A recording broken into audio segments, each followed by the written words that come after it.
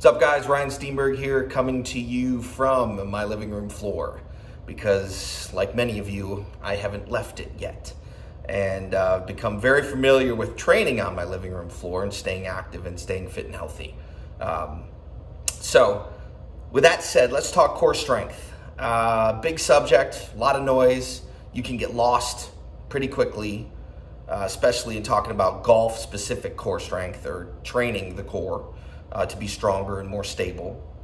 To simplify something that's very complex, you know, there's two ways to really look at it. Obviously, flexion, extension, crunches, leg lifts, knee raises, you know, all the stuff that you see out in this, you know, fitness space. Those are great. You're gonna look good in your bathing suit when we can get back to a beach, but not really gonna affect the golf swing as much as you would like it to.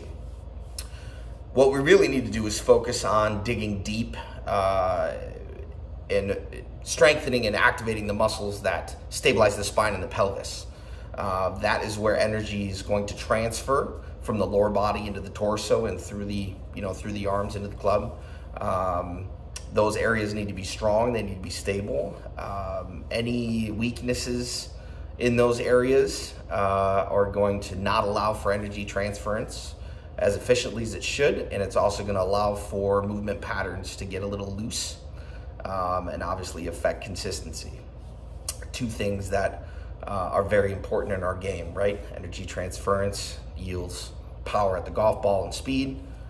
Consistency obviously is, you know, movement pattern, you know, and swing.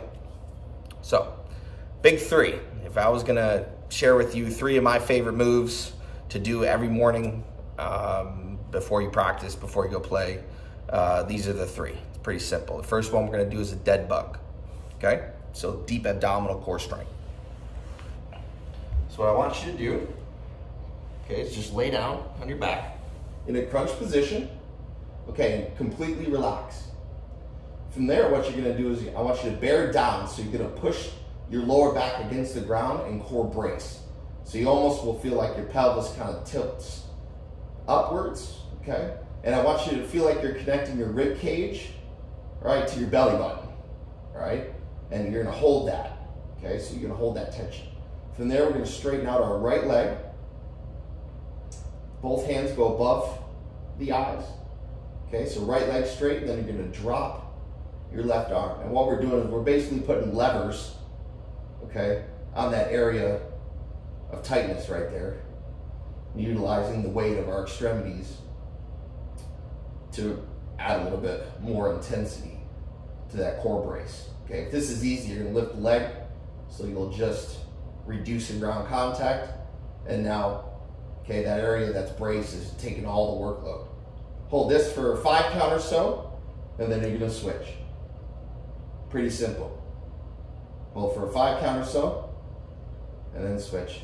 So what I want you to do is you're gonna march, okay, at a 5 count pace for about a minute or so, or until you fail, or until you feel like your low back, right, starts arching up off the ground and you kind of, you lose that deep brace. So that's the first one, that's dead bug. Pretty simple. You'll feel that, and you'll feel that in an area that you might not have felt before. Pretty important. If you want to add a little bit of intensity there, really light dumbbells, 5 pound, 7 pound dumbbells, even 2.5 pound dumbbells, soup cans, you know, are perfect. Hold them in the hands, you know, and try to keep that brace nice and connected. All right, next one. It's a side hip lift. Okay, so with the dead bug, we took care of the deep anterior lines, okay, or the front of the pillar or the front of the hub. Next, we got to take care of the side of the pillar or side of the hub. Okay, and that's just in a simple hip lift. What I want you guys to do is just lay down on your side in a fetal position. Knees are 90 degrees. From there, you're going to lift your hip up in the air. So you want to drive your bottom knee into the ground, lift your hip up, okay, and you want to squeeze or brace the lat, the obliques, all the way down through actually the level of the hip. You'll feel this in your glutes. We're going to hold that. Okay, hold that for a 5 count, really deep brace, really And then you're gonna tap your hip and lift again. Okay, if you wanna add a little bit to it, go into a clamshell at the top. Okay, and the clamshell will start working the glute medius, okay, and the lateral glutes, muscles that have to be very strong to stabilize the pelvis as it rotates. Again, you want to squeeze as hard as you can at the top, hold for a 5 count, and then back down. You'll definitely feel that in the lateral lines, and you'll feel those little glutes in there, the deep glutes, start warming up and fatiguing, which is a good thing. Work to fatigue, work up to failure, or until you lose your form. That's when you know you'll be done. 15, 20 reps usually does it for me. You know, you might fail sooner than that, but that's okay. Work up to 15, 20 reps, 3 sets, and then go into the last one. Just pretty simple. This is a bridge.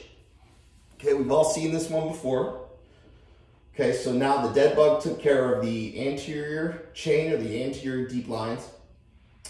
Then we have the lateral lines now are taken care of. Okay, now we have to do the posterior deep lines, and those are the muscles of the glutes, okay, and the stabilizers in through the low back. Pretty simple, okay. Elevate the hips, squeeze the cheeks, okay, draw the core in. You don't want to hyperextend too much here, so draw the core in, maintain that deep core brace. Okay, from there, think about balancing a glass of water on your belly button and straighten out your right leg. Okay, hold for a 5 count or so and switch. Driving that heel into the ground, keeping that glute, okay, nice and strong. Okay, and build a nice platform here throughout the pelvis. Try not to spill any of that water in that glass, balancing on the belly button. Pretty simple. Hold for a 5 count, just like the dead bugs, work for a minute. If you'd like to take it even further, 1.5 minutes. To add some intensity, take your hands up off the ground, put them above your eyes, okay?